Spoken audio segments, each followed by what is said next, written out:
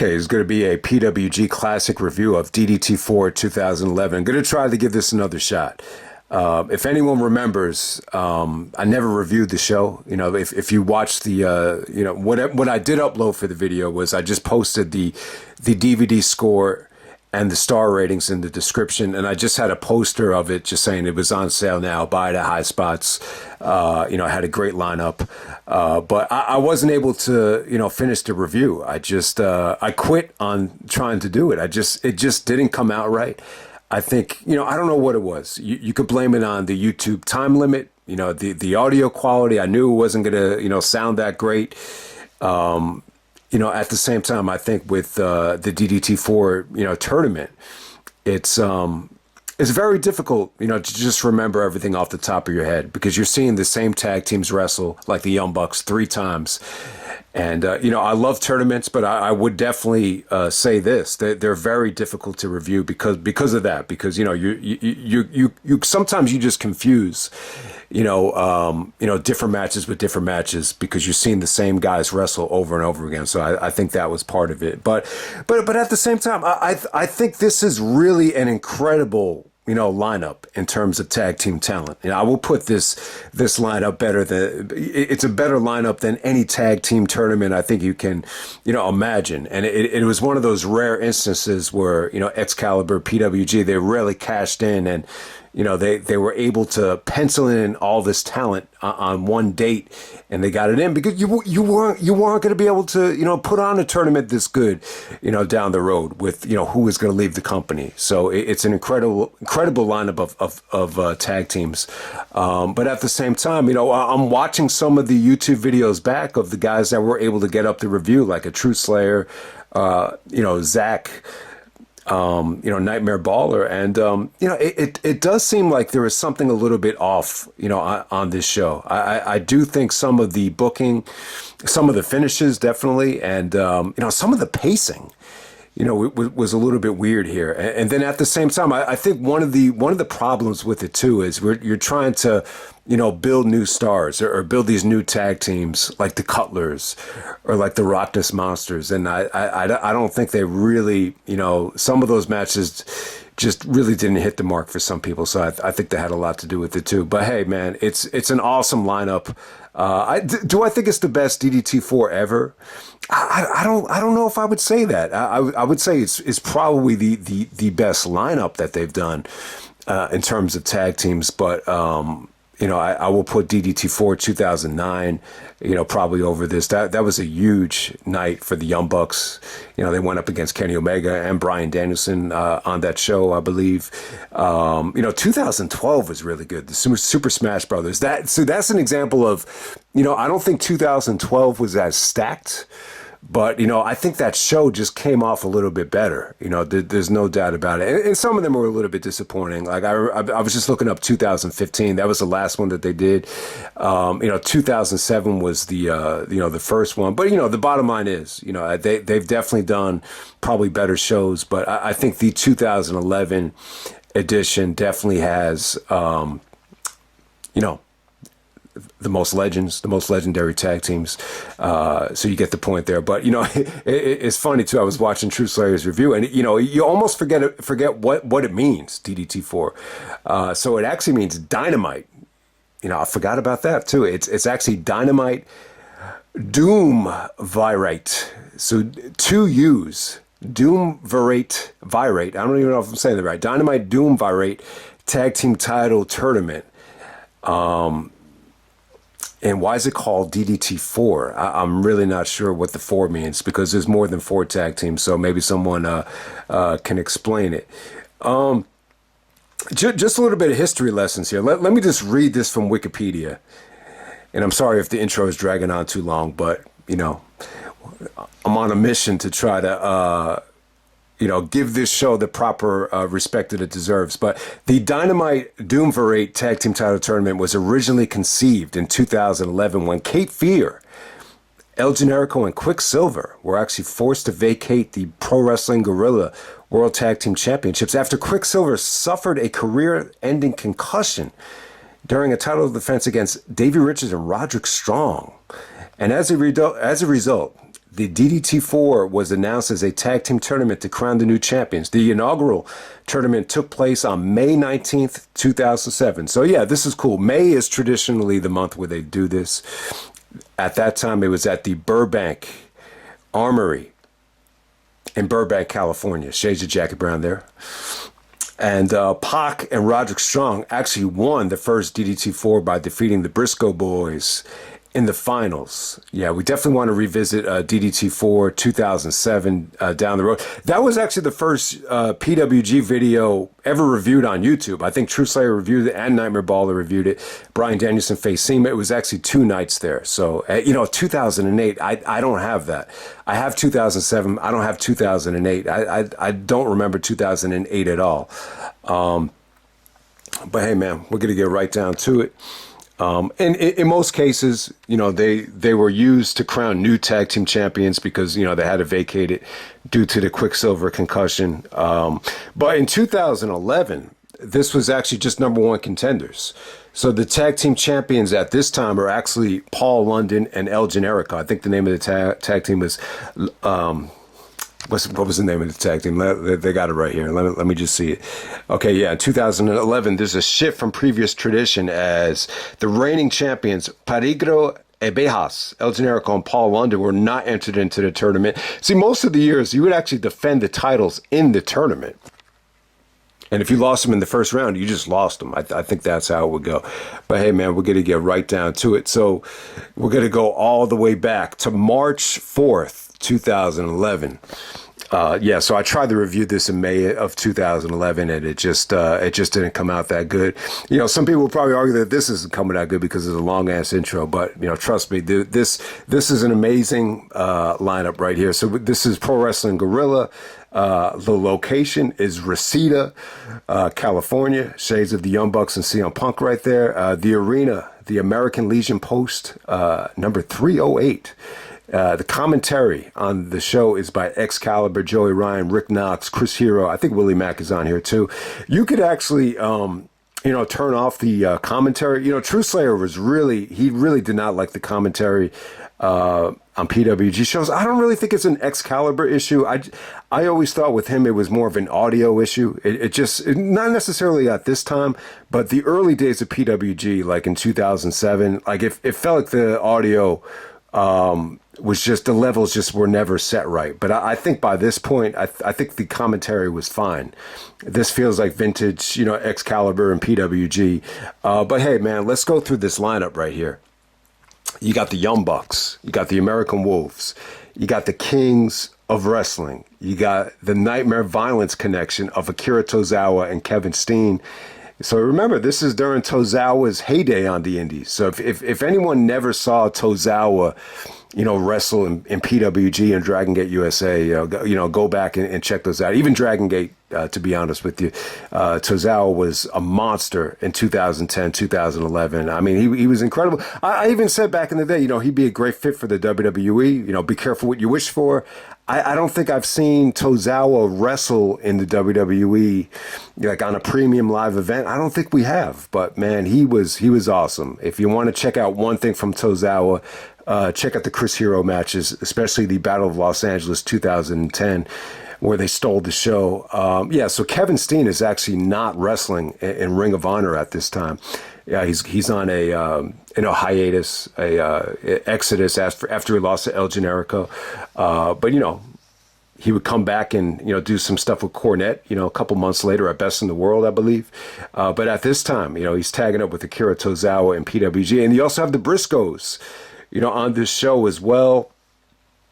That was like my biggest gripe with this show. I just feel like you bring in the Briscoes just for one match here. I understand it now. Now, when you look back at the history, the Briscoes, were involved a lot, in this tournament on previous editions. I mean, you have 5, amazing tag teams right here. And it's really the first time Davey and Eddie, I think they teamed together in PWG. This is during the prime of the Kings of Wrestling. So, like, a couple years later, even a couple months later, you wouldn't have been able to pull off, this roster, even though, they were able to do it here.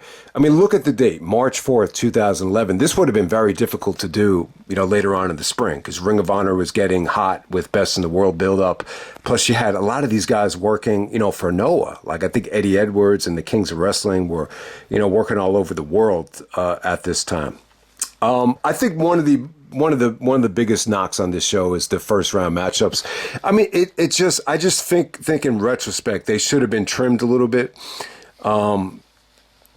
I think they were very predictable, and I just think maybe they were a little bit poorly paced. And I think if you want to find another knock on the show, that would definitely be it. I think when you look back on it, Cutler brothers, I know you've seen Brandon Cutler in AEW, and Bischoff actually said, part of bringing in Brutus the Barber Beefcake was part of the Hogan tax. You want to bring in Hogan, you got to pay Beefcake. I think you can make the same, comparison with the Cutlers or Brandon Cutler in AEW, even though he did have some funny moments at, All Out 2021, for example. But yeah, man, let's go right down to it. Let's see if we could actually do the review this time without, giving up on it. But we'll see what happens here. Okay, the first match of the night, you actually had the Young Bucks actually taking on Brandon, Gatson, and Willie Mack. Yeah, Willie Mack was getting hot, man. I love Willie Mack here. He was really entertaining, fun to watch. Gatson, Nightmare Baller was saying he had a beautiful, vertical jump. I mean, he basically busted out like a moonsault Sasuke special. I don't know if you could really tell how high his vertical was, but the match was fun. I think one of the issues with the show is if you're not a Young Bucks fan, you will not like this show. But what it really did was, the show really, got the Young Bucks over his heels. I don't want to say this was like their first, major heel performance, because they come into the show as heels. They're working for TNA at the time. They're calling themselves Generation Me. They're actually thanking Dixie Carter, once they do win this thing. So, but hey, I do think the show overall, like, it was a huge, stepping stone for the Young Bucks, as heels, because a lot of this, cockiness, a lot of these performances, translated into AEW, especially with the main event right here. But we'll get to that a little bit later. So the Bucks go over, and one of the biggest gripes on this show too is I think some of the finishes, they just left you like saying, this was going so well, and that's the finish. And this was another one of them. This was definitely another one. Gatson was trying to get back into the ring. They super kicked Willie Mack out of nowhere, and then that's kind of just the finish. All right, next up with the American Wolves of Davey Richards and Eddie Edwards taking on the RockNES Monsters of Johnny Goodtime and Johnny Yuma. They go about 21 minutes here. 21 minutes too long, I would definitely say. All right, the match is really, really good. It was cool to see Davey and Eddie team together in PWG, and this was actually the first time I think they teamed together. And, Davey really did a good job of, putting Eddie over. The match, what, I hate to say it, but it just felt like... it just felt like the RockNES Monsters... hung with the American Wolves here because they let them. Like, it's as simple as that. Davey's actually a really nice guy. He's very generous. He's went out of his way to put, people over on the indies, time and time again. And with this particular match right here, it just went a little bit too long for me. But at the same time, the RockNES Monsters, they're actually going to wrestle Aries and Strong at All-Star Weekend. So they're really trying to build them up as, a marquee attraction. So I don't really know if this was a Davey decision, saying, these guys are great, like, let me wrestle them. But, it definitely did feel like Excalibur really, tried to, give these guys a rub by wrestling the Wolves. And I can't say that they really... did anything spectacular here. The only thing good that you could say about it is they hung with them and it went long. The offense was pretty basic. I mean, they were pretty good. I mean, they were able to hit high spots and they were able to sell for them. And, Davey and Eddie were able to, do their double team backbreakers. I mean, it looked really, really cool at times. Like it was definitely a solid match. But for the amount of time that they got, I think the Rockness monsters, they could have done something a little bit sexy and special to kind of seize the opportunity, because it's a huge opportunity. If someone says to you, you're going to go 21 minutes with the Wolves on this show, it's a huge opportunity, and I just don't know if they really made the best of it. The match is still good. I mean, it's still fine, and this is probably one of the better matches of the show, but still. But hey, man, Eddie actually makes Johnny Yuma tap out after the one-legged Boston Crab Achilles lock. And then we move on from there. Next up, we have the Kings of Wrestling taking on the Cutler brothers. The Cutlers at this time, it's not like you didn't know who they were. They actually did wrestle in the main event of PWG 7, which was a guerrilla warfare match with, London, Generico, and the Young Bucks. And, so for them to be in that match, I mean, they were, getting a big push. But this was another match right here where it just felt very predictable. It just felt like the, Hero and Claudio were, just better than them by a mile. I mean, there's just a couple of little things here that, just didn't go that well.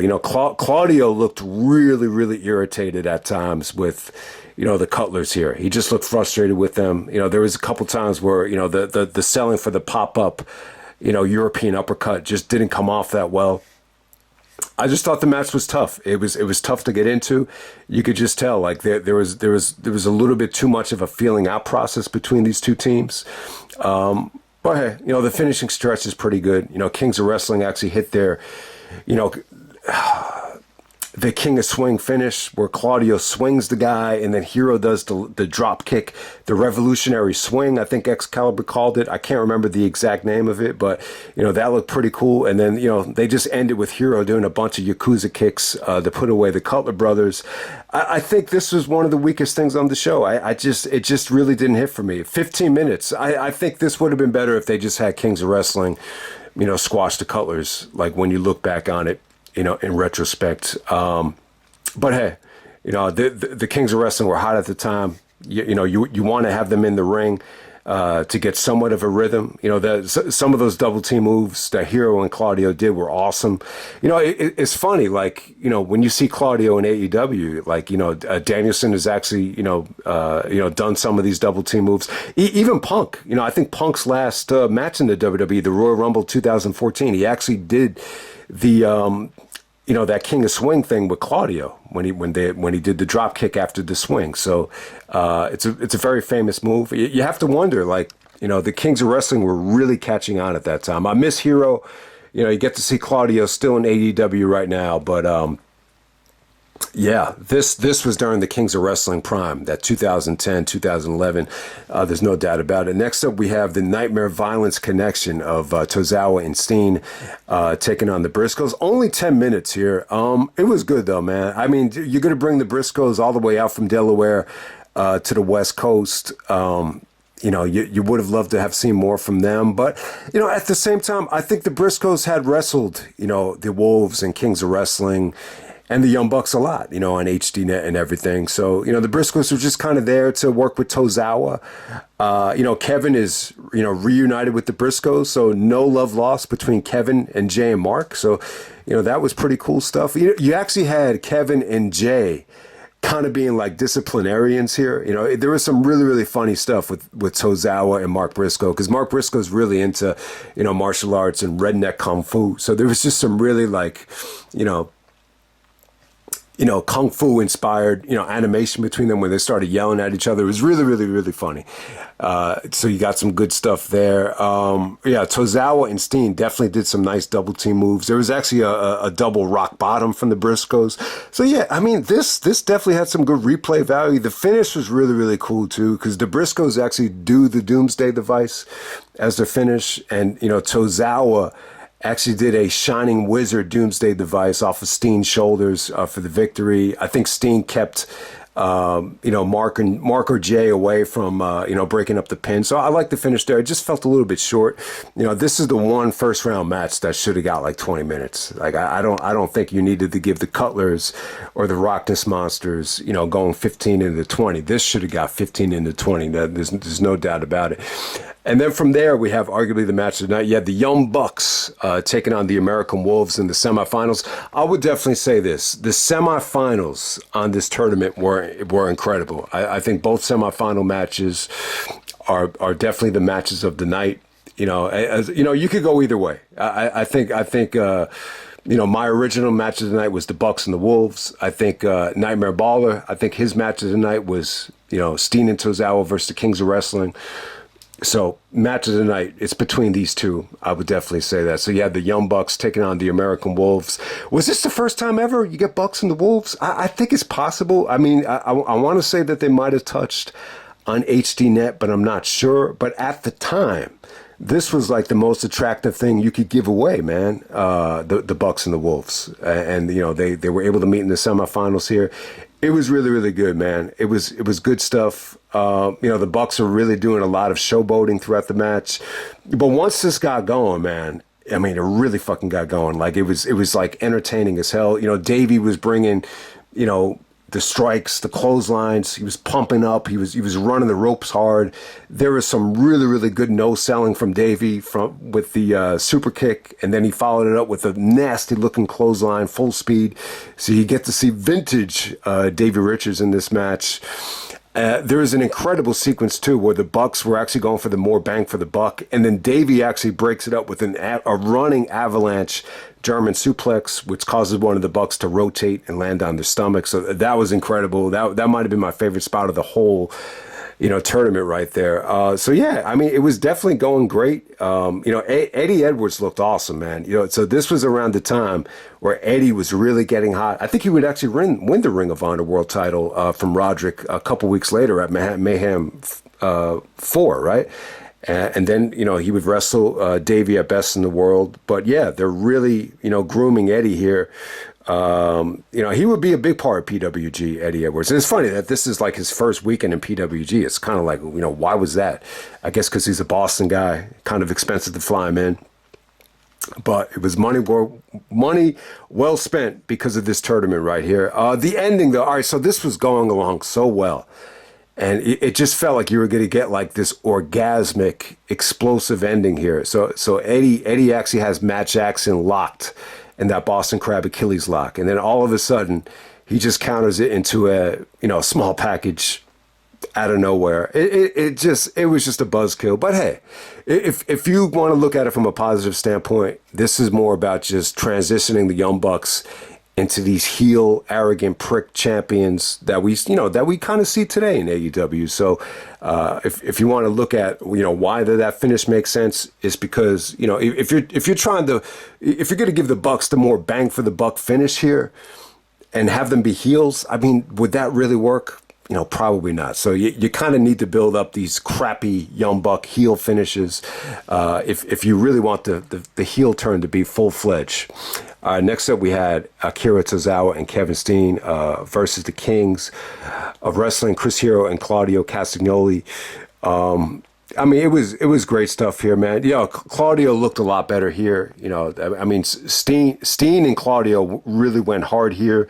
Claudio's offense looked a lot better, because Tozawa just knew how to sell it a lot better than the Cutlers. So that was cool here. But yeah, who stole the show here? They kind of played off of the Tozawa Hero Bola finish. I mean, Tozawa's bicycle kicks on the Hero were stiff as hell. So they just worked their magic, tons of, forearms from Hero. Eventually Tozawa just hit Hero with a bunch of, nasty deadlift Germans for bridges. I mean, it was their chemistry is just incredible. I know the rematch wasn't quite as good as the Bola match, but, they still have that magic here. So I think at Bola, Hero actually wins with the moonsault. So once again, Hero goes for the moonsault. This time he misses.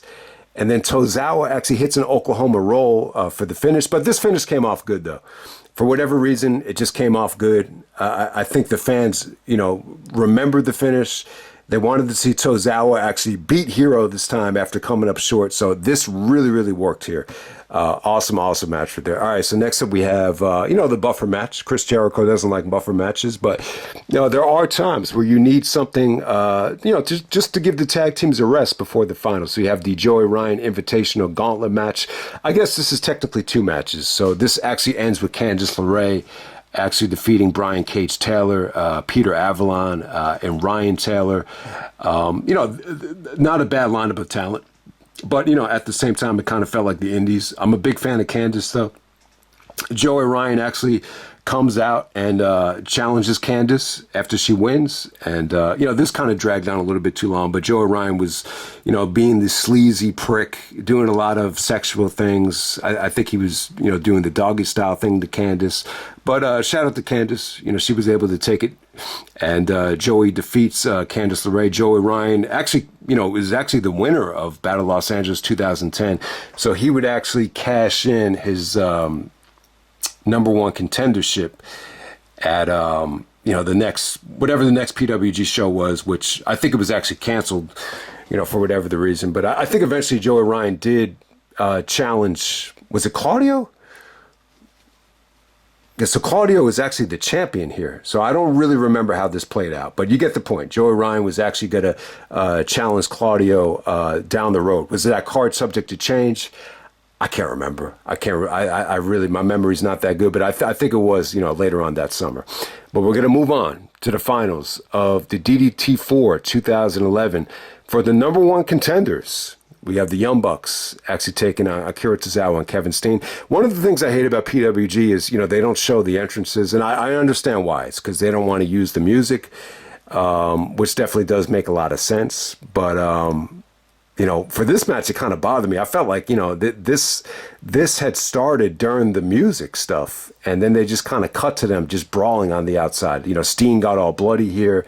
He was selling his knee. They actually take out Tozawa here. So it's almost like Kevin Steen going up against the Young Bucks in a handicap match. And, it worked out really, really well. Steen is a babyface in PWG here after being the monster heel in Ring of Honor. It just shows you Steen's versatility. Steen didn't look like he was in the best of shape here, but he didn't look awful, though. I think him wrestling in PWG was a nice little escape from Cornette and El Generico and, what was going on in Ring of Honor, at that time. But, what this match really reminded me of, it reminded me of the Bucks versus Sting and Darby at Revolution. And that's why it was cool to see that Revolution match. It really was like, because you've seen the Bucks in these big, matches in PWG, whether it's DDT4 or wrestling Super Dragon or, whoever, big time, main event guerrilla warfare matches, and they just go overkill. You see them deliver super kick after super kick, the super kick party, guys are kicking out of everything. And it's cool because, it happened here first, but, eventually it was able to translate in Greensboro for Sting's last match, which was really, really cool. So, that's what I'm really, really happy about, is that you were able to see this as it was happening. And this was huge for the Young Bucks. I really don't know if they've ever, gotten this much heat before in PWG, because at the time it just felt repetitive. It finally felt repetitive. It finally felt like, all right, we've seen the Young Bucks as champions. But this time you're going to see them as heel champions. I don't think you've really seen them as heel champions. They were in DDT for 2009. At that time, they were kind of like the young, fresh kids on the block. But at this point, it almost felt like, you were kind of nauseated by them. You were a little bit sick of them. And I don't think the Young Bucks are for everybody. I really don't. I could totally understand it if some people just, don't care for them. Because I think sometimes, the matches and the kind of the attitude and the demeanor does get a little bit repetitive. But for this show, it was definitely necessary. It was definitely a great, coming out party for them as heels, just by their performance here. They're just super kicking the crap out of Steen. Even Tozawa, too. Tozawa tries to make the save. There's some beautiful double team extensions on the super kick. Steen is actually bleeding like crazy. Very similar to Sting, where Sting had the scorpion, Deathlock locked in, the sharpshooter. So Kevin's got the sharpshooter locked in. Kevin's from Montreal. You know, he's a bit. So Kevin always used the sharpshooter as a submission finisher, and you know he used it here. He's bleeding. You know, the Bucks are just, you know, super kicking him like crazy. His leg starts giving out. But, you know, once Tozawa got back in the ring, Steen and Tozawa do that beautiful double team move. It's like a package pile driver into a shining wizard. It was beautiful. You know, they did it later on at All-Star Weekend, which is beautiful as well. But yeah, the Bucks just relentless here. There's actually, you know, shades of Roman Reigns.